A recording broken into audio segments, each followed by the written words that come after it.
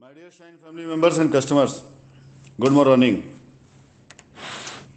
Shine family members, ये meeting जो कल शाम को रखी गई है, इस मीटिंग में कुछ महत्वपूर्ण बिंदु हैं जिनके ऊपर मैं आप लोगों को सूचना देने के लिए मैंने मीटिंग इस वीक में दोबारा रखी। और उन बिंदुओं पर मैं अभी से आपका ध्यान आकर्षित करना चाहूँगा।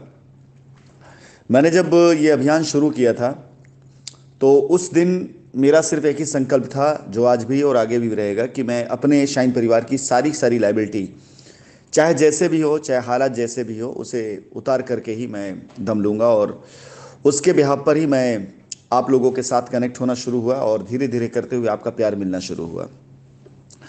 इसका सबसे बड़ा पॉजिटिव अगर देखा जाए संदेश, कि लोगों के साथ मेरी कनेक्टिविटी बढ़नी शुरू हुई, कस्टमर से मेरी बातचीत होनी शुरू हुई, और लगे हाथ इसी बीच में ऐसे जो संगठन थे जो लोगों को बहकाते थे, बरगलाते थे, उनकी पोल खुलनी शुरू हुई। और आज इसका नतीजा ये है कि कस्टमर अभी फ़िलहाल जो पूरी तरह से कंपनी के साथ विद्रोह में था, वो थोड़ा ही सही, एक तरह से कह सकते हैं, चाहे कन्फ्यूज़न की आप उसको पॉलिसी समझ लें, चाहे जो समझ लें, कि आज उस पोजीशन पर आकर खड़ा है जहां वो सुनने के लिए तैयार नहीं था, वहां आज वो जानना, सुनना, समझना चाहता है कि आखिर कंपनी क्या चाहती है, सच्चाई क्या है। फिलहाल इस बीच में कुछ ऐसी प्रक्रियाएं होनी शुरू हुई हैं जिनको आपके साथ में डिस्कस करना बहुत ज़्यादा ज़रूरी है। कि बहुत से ऐसे संगठन रहे हैं जिन्होंने पूरी तरीके से लोगों को बरगलाना और लोगों को कंफ्यूज करना एक बार फिर से शुरू किया है। मेरे पास कई ऐसे कस्टमर्स की रिकॉर्डिंग आई हैं जिन्होंने मुझे रिकॉर्डिंग ये बोल करके भेजा कि जिन लोगों की अब तक पहले वो सुना करते थे बातों को, जिन लोगों के साथ में वो लग करके पूरी तरीके से उनके बहकाए हुए रास्ते पर चला करते थे, या जिन लोगों के साथ में वो पूरी तरीके से इससे पहले कनेक्टेड थे, या हम इसको फाइनली ऐसा भी मान के चल सकते हैं कि जिन लोगों को अपने चंदे से ये पाला करते थे, अब वो लोग तरह तरह का कन्फ्यूज़न पैदा करने लगे हैं। उस कन्फ्यूज़न में आज काम शुरू होते ही उन्होंने ये ऑप्शन डालना शुरू कर दिया होगा, या कर दिया है, क्योंकि ऐसी रिकॉर्डिंग्स मेरे पास आई हैं कि अभी तो कुछ हुआ नहीं, देखो आगे क्या होता है। अभी मुझे 1 महीने भी नहीं हो रहे हैं, और मैंने पहले भी कहा है कि मुझे इस साल के अंत तक पूरी लायबिलिटी ख़त्म करना है। 2 साल से वो प्रयास करते चले आ रहे हैं, 1.5-2 साल, 1 साल, जो भी वक्त लग रहा है, प्रयास करते चले आ रहे हैं, और वो आज की डेट में हमारे प्रयासों पर उंगली उठा रहे हैं। दिसंबर के महीने से पीआईएल डालनी शुरू हुई है, और आज 6-7 महीना बीत जाने के बाद भी उनके पास कोई नतीजा, कोई रिजल्ट नहीं आया है। कस्टमर के पैसे मिलने की कहीं से कोई भी ऐसे ना तो रास्ते दिखाई दे रहे हैं इन लोगों को, क्योंकि पॉसिबल ही नहीं। अगर बाय द वे आप किसी प्रकार से किसी भी लीगल उस पर जाते हैं तो सवाल हमसे ही होगा, और हम अपना रास्ता बताएंगे। जो रास्ता हम कानून के जरिए बता करके आएंगे, वही रास्ता हम आपको बता रहे हैं। अब कल कानून हमारी सहूलियत और आपकी सहूलियत, दोनों सहूलियत को देख करके अगर वही चीज़ करने के लिए तैयार होता है, क्योंकि सहूलियत जो हमारी है वही हम सामने रख भी रहे हैं, तो 6-7 महीने में ये किए गए प्रयासों में जिनका रिजल्ट ना आ पाया हो, आज वो 1 महीने के प्रयास में, जहां मैं सिर्फ आपसे कनेक्टेड हुआ हूं, आप सभी वहां मौजूद हैं, धरातल पे मौजूद हैं, एक दूसरे से मिलते हैं, एक दूसरे से बातें करते हैं। मैं यहाँ पर हज़ारों मील दूर बैठ करके सिर्फ और सिर्फ आपके साथ अपनी वॉइस नोट के ज़रिए और अपने जूम मीटिंग के ज़रिए कनेक्ट होता हूँ। उसके बाद मैंने ये माहौल बनाया, और उसके बाद मैंने रजिस्ट्रियाँ शुरू करा दी हैं।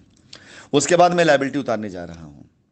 मैं आप सभी से निवेदन करूंगा कि सबसे पहले तो ऐसी किसी बहकावे में आ करके एक बार फिर से अपना दिल, दिमाग और अपना वक्त ना ख़राब करिएगा, क्योंकि यही करके आप अभी तक लायबिलिटी के घेरे में हैं। अन्यथा 2 साल से लायबिलिटी उतर रही भी हैं।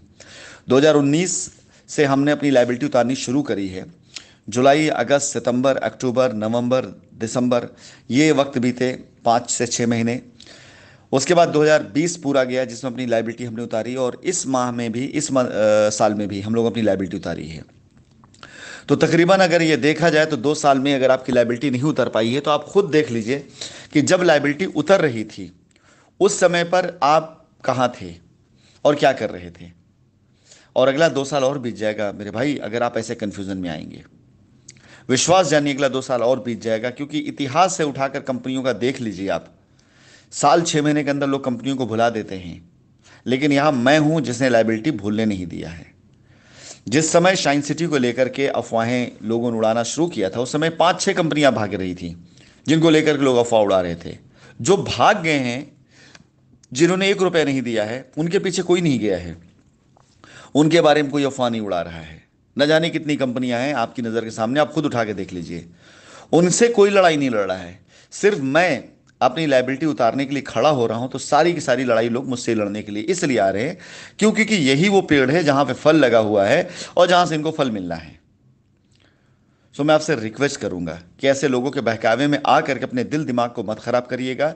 और आपके साथ जो भी कन्वर्सेशन होता है, जो बातचीत होती है, मेरे तक आ ही जाती है, कहीं ना कहीं से पहुंच ही आती है। कई बार ऐसा भी होता है कि जो लोग विद्रोह करने के लिए उकसाते हैं जिनको, वो सुन तो लेते हैं सारी बातें, लेकिन वो होते हैं कंपनी के आदमी। और कई बार ऐसा होता है कि आप जिनसे अपना दर्द गा रहे होते हैं वो होते हैं कंपनी के आदमी। तो बात मुझ तक आ ही जाती है, मुझ तक पहुंच ही जाती है।